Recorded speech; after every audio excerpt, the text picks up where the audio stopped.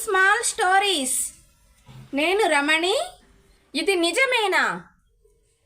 వందల మందికి విద్యను బోధించిన, ఎన్నో అస్త్రశస్త్రాలను బోధించిన ద్రోణాచార్యుల వారు తన ప్రియ శిష్యుడు అర్జునుణ్ణి యుగానికే మేటి విలుకానిగా తయారు చేయాలి అని మరొక్క శిష్యుడు అయినటువంటి ఏకలవ్యుని ధనుర్విద్యకు మూలాధారమైన కుడి చేతి బొటన వేలు తనకు గురుదక్షిణగా అడిగిన ద్రోణాచార్యుడు ధర్మాన్ని నిలబెట్టడానిక, ధర్మాన్ని అణచివేయడానిక? కారణం ఏంటి? శిష్యులు అందరూ సమానమే కదా గురువుకి. అదేంటో ఈ వీడియోలో తెలుసుకుందాం. తన గురువు ద్రోణాచార్యుడు తనకు గురుదక్షిణగా కుడి చేతి బొటన వేలుని అడగగానే ఒక్క క్షణం కూడా ఆలోచించకుండా ఏకలవ్యుడు కుడి చేతి బొటన వేలును నరికి తాంబూలంలో పెట్టి వినయంగా గురుదక్షిణగా గురువు ద్రోణాచార్యునికి సమర్పించిన ఏకలవ్యుని కీర్తి ప్రతిష్టలు ఆచంద్ర తారార్థం నిలిచే ఉంటాది. మీరు ఎక్కడికి వెళ్ళక్కరలేదు. మీరు ఇక్కడే ఉండి కృపాచార్యునితో కలిసి ఈ 105 మంది కౌరవులు పాండవులకు విద్యలు నేర్పించు అని అక్కడే ఆస్థానంలో ఆచార్యునిగా నియమించబడతాడు ద్రోణాచార్యుడు. ఎవరెవరు ఏమిట్లో నిష్ణాతులో తెలుసుకోవడానికి ఒక పరీక్ష పెట్టడానికి ద్రోణాచార్యుడు ఒక కృత్రిమ పావురాన్ని తయారు చేస్తాడు. ఆ కృత్రిమ పక్షి పేరు భాసం. ఈ భాసం అనే కృత్రిమ అంటే చెక్కతో తయారు చేసిన ఈ భాసం అనే పక్షిని ఒక చెట్టు కొమ్మ పైన పెట్టి అందరినీ పిలుస్తాడు. ఈ కౌరవులు పాండవులు అందరినీ కూడా ఒక లైన్లో నిలవాలి అని ఆదేశిస్తాడు. మొదట అందరికంటే పెద్దవాడు ధర్మరాజు కాబట్టి యుధిష్ఠరుడు మొదట నిలబడ్డాడు లైన్లో. అయితే యుధిష్ఠరుని అడుగుతాడు ద్రోణాచార్యుడు, ఈ పక్షి యొక్క కుడి కంటిని మాత్రమే కొట్టాలి. నువ్వు ఇంతవరకు విలువిద్య నేర్చుకున్నావు కదా, నీకు ఈ విలువిద్య పైన ఎంతవరకు ప్రాక్టీస్ చేశావు? అభ్యాసం చేసింది లేనిది తెలుసుకోవాలి కాబట్టి ఈ పక్షి యొక్క కుడి కంటిని నువ్వు కొట్టాలి అని చెప్తాడు ద్రోణాచార్యుడు. అలాగే ద్రోణాచార్యుడు చెప్పినదంతా విన్న ఈ ధర్మరాజుని అడుగుతాడు ద్రోణాచార్యుడు, ధర్మరాజా, ఇప్పటి వరకు నేను చెప్పింది విన్నావు కదా, ఇప్పుడు చూసి నీకు ఈ పక్షిలో ఏమి కనిపిస్తోందో చెప్పు అని అడుగుతాడు. అయితే ధర్మరాజు, అదేంటి గురువుగారు, నాకు చెట్టు కనిపిస్తోంది, చెట్టు యొక్క కొమ్మలు కనిపిస్తున్నాయి, ఆకులు కనిపిస్తున్నాయి, పక్షి యొక్క ఈకలు కనిపిస్తున్నాయి, పక్షి యొక్క రెక్కలు కనిపిస్తున్నాయి, ఇలా చెప్తాడు ధర్మరాజు. నేను కొట్టమనిందేంది, నువ్వు చెప్తున్న ఆన్సర్ ఏంటి అని ధర్మరాజు, నువ్వు విలువిద్యకు పనికి రావని ధర్మరాజును పక్కన నిలబెడతాడు ద్రోణాచార్యుడు. ఈ 100 మంది కౌరవులని పాండవులని అందరినీ అడగగా ధర్మరాజు చెప్పిన ఆన్సర్లే వాళ్ళు కూడా చెప్తారు. నాకు ఆకాశం కనిపిస్తుంది, పైన ఉన్న వేరే పక్షులు కూడా కనిపిస్తున్నాయి, ఇలాంటి వింత వింత ఆన్సర్లు చెప్తారు. కానీ వీళ్ళ టార్గెట్ ఏంటి? ఈ భాసం కృత్రిమ పక్షి యొక్క కుడి కన్నే వీళ్ళ టార్గెట్. ఇది వదిలి వేరేటివన్నీ చూస్తే ఏంటి ప్రయోజనం అంటే మీరు ఎవరు కూడా విలువిద్యకు పనికిరారు అని కదా. పక్షి యొక్క కుడి కన్నే నీ టార్గెట్, పక్షి యొక్క కుడి కంటినే నువ్వు కొట్టాలి అని చెప్తాడు అర్జునునికి ద్రోణాచార్యుడు. అయితే తర్వాత అడుగుతాడు, అర్జున, నీకు ఏమేం కనిపిస్తున్నాయి, ఈ పక్షిలో నీకేమేం కనిపిస్తున్నాయి చెట్టులో అంటే అర్జునుడు చెప్తాడు, నాకు పక్షి యొక్క కుడి కన్ను తప్ప ఇంకా వేరే ఏమీ కనిపించట్లేదు గురువుగారు, మీరు కొట్టమంటే కొట్టేస్తాను అని చెప్తాడు. అప్పుడు ఓకే, నీ విల్లును సంధించి బాణం వదులు అని చెప్తాడు ద్రోణాచార్యుడు. అలాగే విల్లును సంధించి బాణం వదలగా పక్షి యొక్క కుడి కంటిలో దూరి అవతలకు వెళ్ళిపోతుంది అర్జునుని యొక్క బాణం. నిజమైన విలువిద్య నేర్చుకునే అర్హత నీకు మాత్రమే ఉంది అర్జున అని అర్జున్ని అప్పటి నుంచి అర్జునుడే తన ప్రియ శిష్యునిగా మారిపోతాడు ద్రోణాచార్యునికి. ద్రోణాచార్యుడు ఒకరోజు సంధ్యాస్నానం చేయడానికి తన శిష్యులు కౌరవులు పాండవులతో కలిసి నదికి వెళ్ళగా నదిలో మొసలి నోట్లో కాలు ఇరుక్కుపోయింది.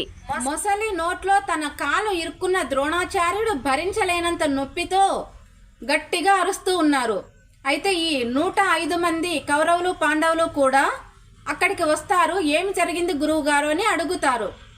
అక్కడ గురువుగారు యొక్క కాలు మొసలి నోట్లో ఇరుక్కుంది అని తెలిసిన అక్కడ ఉన్న 105 మంది కూడా 104 మంది కౌరవులు పాండవులు కూడా భయంతో పక్కకి వెళ్ళిపోతారు అక్కడ మొసలి ఉంది అని. అయితే అర్జునుడు ఒక్కడే అమ్మ గురువు గారి కాలుని ఒక ముసలి పట్టుకుందా అని ముసలి యొక్క నోటికి బాణం వేయగా 2గా చీలిపోతుంది ముసలి యొక్క నోరు. అప్పుడు గురువు గారు బయటికి వచ్చేస్తారు. అప్పుడు ఉన్న 105 మంది శిష్యులు కూడా దగ్గరికి వచ్చి ఏం జరిగింది గురువు గారు, మీరు ఎందుకు అలా అరిచారు? అవును, అప్పుడు ముసలి పట్టుకుంది కదా మీ కాలును, ఏమైంది మీ కాలికి రక్తం వస్తుందా, ఏం జరిగింది, నొప్పిగా ఉందా అని అందరూ అడుగుతున్నారు. కానీ గురువు గారు ఏమి చెప్పదలుచుకున్నారు అంటే అర్జునుని దగ్గరకు వచ్చి, నువ్వే నా ప్రియమైన శిష్యునివి అర్జున, నిన్ను ఈ ప్రపంచంలోనే మేటి విలుకాడిగా నేను తయారు చేస్తాను, నా విద్యలు అన్నీ నీకు ధారపోస్తాను, నా తపశ్శక్తితో సంపాదించిన అస్త్రశస్త్రాలు కూడా అన్నింటినీ నీకు నేర్పిస్తాను అని చెప్తాడు ద్రోణాచార్యుడు. ఈ ప్రపంచంలోనే మేటి విలుకాడిని చేస్తాను అని అప్పుడే చెప్తాడు ద్రోణాచార్యుడు.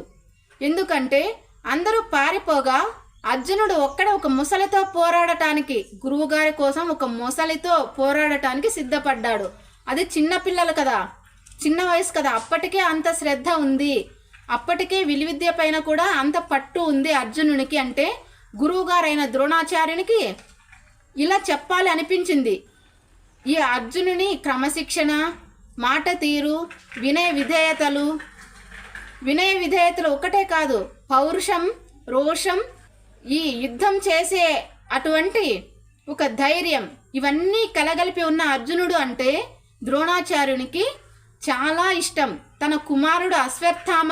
తన కుమారుడైనటువంటి అశ్వత్థామకి కూడా నేర్పించని విద్యలు కూడా, అస్త్రశస్త్రాలు కూడా అర్జునునికి నేర్పిస్తాడు ద్రోణాచార్యుడు. అంత ఇష్టం అర్జునుడు అంటే ద్రోణాచార్యునికి. ఈ విధంగా విద్యాభ్యాసం చేస్తూ ఉన్న ఈ కౌరవులు పాండవులు ద్రోణాచార్యునితో కలిసి ఒకరోజు వేటకు వెళ్తారు. అక్కడ వేటకు వెళ్ళగా ఈ ద్రోణాచార్యుడు నేర్పిస్తూ ఉన్నటువంటి తీరు, ద్రోణాచార్యుని యొక్క విద్యను అంతటినీ చూసిన ఏకలవ్యుడు, హిరణ్యధనువుడు, ఏకలవ్యుని తండ్రి ఏకలవ్యుడు ద్రోణాచార్యుడిని గురువుగా పొందాలి అనుకుంటాడు. ఈ ఏకలవ్యుడు ద్రోణాచార్యుడిని అడుగుతాడు, నాకు కూడా విద్యను నేర్పించు గురువుగారు అని అడుగుతాడు. అయితే ద్రోణాచార్యుడు, నేను రాజకుమారులకు, రాజవంశస్థులకు మాత్రమే విద్యను నేర్పిస్తాను అని చెప్పగా, నీకు నేను విద్యాదానం చేయలేను అని చెప్పగా నిరాశతో ఏకలవ్యుడు తిరిగి వెళ్తాడు. కానీ ఈ ద్రోణాచార్యుడు ఈ పిల్లలైనటువంటి 105 మంది కౌరవ పాండవులకు ఎలా విద్యను నేర్పిస్తూ ఉన్నాడు, ఆయన మాట తీరు, ఆయన నేర్పించే తీరు అంతా గమనిస్తాడు ఏకలవ్యుడు. ఇదంతా చూసి ద్రోణాచార్యుని యొక్క విగ్రహాన్ని మట్టితో తయారు చేసి ద్రోణాచార్యుడే నేర్పిస్తూ ఉన్నట్టుగా మానసికంగా సిద్ధమవుతాడు ఏకలవ్యుడు. ఏకలవ్యుని మానసిక పరిస్థితి ఎలా ఉంది అంటే, ద్రోణాచార్యుడు కంటితోనూ నోటితోనూ కూడా తనకు టార్గెట్ నిర్దేశించి తనకు విద్యను నేర్పిస్తూ ఉన్నట్టుగా ఊహించుకొని, ద్రోణాచార్యుడు ఈ అస్త్రం వేయి, ఆ అస్త్రం వేయి, బాణాన్ని ఇలా పట్టుకో, విల్లు ఇలా సంధించు అని మాటలు వినిపిస్తూ ఉన్నట్టుగానే మానసికంగా సిద్ధపడిపోయాడు. అలాంటి మానసిక పరిస్థితిలో ఉన్నాడు ఈ ఏకలవ్యుడు. ఇదే విధంగా ద్రోణాచార్యుడు చెప్పుతూ ఉండగా తను విద్యను, ఈ అస్త్రాలను వేస్తూ ఉన్నట్లు, ధనుర్విద్యలో ఎన్ని రకాల అస్త్రశస్త్రాలు ఉంటే అవన్నీ కూడా తన సాధన వలన సాధిస్తాడు ఏకలవ్యుడు. ఏకలవ్యుడు ఇలా సాధన చేస్తూ ఉన్న సమయంలో మరొక్క రోజు ఈ 105 మంది కౌరవులు పాండవులతో కలిసి ద్రోణాచార్యుడు మళ్ళీ వేటకు వెళ్తారు. ఈ వేటకు వెళ్ళిన సందర్భంలో తమ వెంట కుక్కను కూడా తీసుకొని వెళ్తారు ద్రోణాచార్యుల వారు. ఈ కుక్క, వీళ్ళు ఒక దారిలో వెళ్తూ ఉంటే కుక్కలు అటు ఇటు వెళ్తూ ఉంటాయి కదా, ఈ అటు ఇటు వెళ్లే సమయంలో ఏకలవ్యుడు సాధన చేస్తున్న ప్రాంతంలోనికి నాలిక ముందరికి చాపుకొని, నీళ్ల కోసమేమో అక్కడేమన్నా ఏకలవ్యుడు నివసిస్తూ ఉన్న ప్రాంతంలో నీళ్ళేమైనా ఉన్నాయేమో, నీళ్ల కోసం వెళ్తుందేమో ఈ కుక్క. నాలుక చాపుకొని వెళ్తూ ఉన్న కుక్కను చూసి శబ్దాన్ని చూసి ఏకలవ్యుడు ఒక 7 బాణాలను ఒకేసారి కుక్క యొక్క నాలుకకు వేస్తాడు. 7 బాణాలు ఒకే చోట కుక్క యొక్క నాలుక మీద గుచ్చుకునేలాగా వేస్తాడు ఏకలవ్యుడు. ఒక పుష్పంలాగా విచ్చుకొని ఉంది కుక్క యొక్క నాలుక. అలాగే ఆ బాణాలతో వేసిన ఆ నాలుకతోనే ఈ గురువుగారు ద్రోణాచార్యుల దగ్గరకు వస్తుంది కుక్క. ఇంత పైశాచికంగా అమాయకురాలైనటువంటి ఈ జంతువు పైన, కుక్క పైన ఎవరు ఇంతటి దాడి చేశారు? అసలు కుక్కకు ఇంత విద్యను ప్రదర్శించి కుక్కను హింసించే అంత అవసరం ఎవరికి ఉంది అని ఆలోచిస్తాడు ద్రోణాచార్యుడు. అయితే అర్జునుడు కూడా చూస్తాడు కదా ఆ కుక్క యొక్క నాలుకను. ఈ కుక్క యొక్క నాలుక ఇలా పుష్పంలాగా విచ్చుకొని ఉందంటే 7 బాణాలు ఒకేసారి వేసిన వాళ్ళే అయి ఉండాలి. 7 బాణాలతో గుచ్చుకున్న ఈ నాలుక స్పష్టంగా కనిపిస్తోంది అర్జునునికి. అయితే అర్జునునికి కోపం వస్తుంది. ఏంటి గురువుగారు, ఈ ప్రపంచంలోనే మేటి విలుకాడిని చేస్తానని చెప్పి మరి ఎవరికో ఇంత నాకంటే గొప్ప విద్యను నేర్పించినట్టున్నారు మీరు, ఎవరు అని అడుగుతాడు అర్జునుడు. లేదు అర్జున, నేను ఎవరికి విలువిద్య నేర్పించనే లేదు వేరే వాళ్ళకి అని చెప్పి ఈ కుక్క పోయే దారిలో కుక్క యొక్క రక్తం బొట్టులను అనుసరిస్తూ వెళ్తారు. వెళితే అక్కడ ఏకలవ్యుడు సాధన చేస్తూ ఉన్నాడు ద్రోణాచార్యుని విగ్రహం ముందు. అప్పుడు అడుగుతాడు ద్రోణాచార్యుడు, నువ్వేనా ఈ కుక్కకి ఇలా చేశావు అని. ఏకలవ్యుని దగ్గరకు వెళ్ళగా ద్రోణాచార్యుని కాళ్ళపైన పడి ఎంతో గురువు దగ్గరికి వచ్చాడు కదా అని పట్టరాని సంతోషం వ్యక్తం చేసి ఒక పండుగలాగా జరుపుకుంటాడు ఏకలవ్యుడు. గురువు గారికి ఏమిచ్చినా రుణం తీర్చుకోలేను కదా, ఒక ఉత్సవంగా, ఒక అంత వైభవంగా ఒక ఉత్సవాన్ని ఏర్పాటు చేసి ద్రోణాచార్యులకి ఈ 105 మంది కౌరవ పాండవులకు విందు ఏర్పాటు చేస్తాడు ఏకలవ్యుడు, ఏకలవ్యుని తండ్రి. అయితే ఈ విందు కార్యక్రమాలు అన్నీ అయిపోయిన తర్వాత ఈ ద్రోణాచార్యుడు అడుగుతాడు, నువ్వు విద్య నేర్చుకున్నావు కదా, అది చెప్పకనే గురువుగారికి తెలియకుండా విద్యను నేర్చుకోవడం ఒక అన్యాయం, అధర్మము.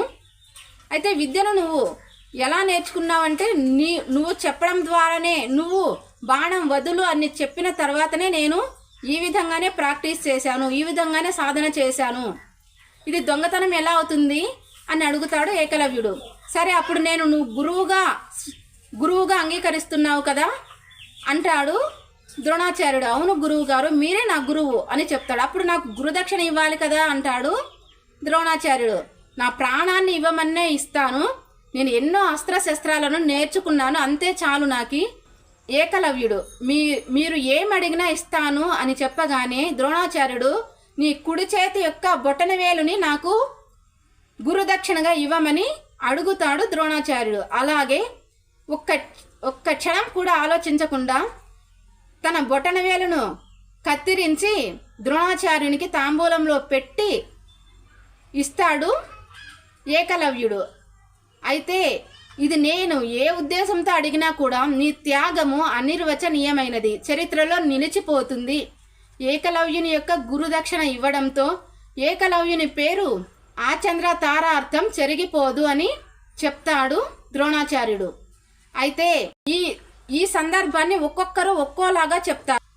అర్జునుణ్ణి మేటి విలుకాడిని చెయ్యాలనే దురుద్దేశంతోనే ఏకలవ్యుని బొటనవేలు తీసేశాడు అని, గురుదక్షిణగా అడిగాడు అని, లేదా ఏకలవ్యుడు ఈ పైశాచిక కుక్క నాలుక పైన 7 బాణాలు వేసి హింసించినప్పుడు ఏకలవ్యుని యొక్క మానసిక స్థితిని అర్థం చేసుకొని ఇతడు ఎప్పుడూ కూడా ధర్మం వైపు ఉండనటువంటి పైశాచిక మనస్తత్వం ఉంది అని, ఇతను అంత వీరుడు కానవసరం లేదు, ఎందుకంటే ఇతనికి పైశాచిక మనస్తత్వం వలన ఇతడు పెద్ద వీరుడు అయినా కూడా ప్రజలకు ఉపయోగపడే పనులు చేయకపోవచ్చు, ఎందుకంటే ఇతని మనసు ప్రశాంతమైన మనసు లేదు.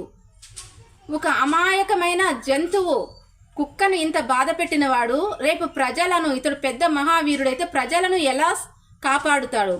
ఇతని పైశాచిక బుద్ధి ఈ రాక్షసులకు సంబంధించిన బుద్ధి అయి ఉంటుంది అని ద్రోణాచార్యుడు ఇలా చేశాడు అంటారు. కానీ ఈ ద్రోణాచార్యుడు కానీ పెద్ద మహర్షులు గురువులు అందరూ కూడా త్రికాలగ్నులు.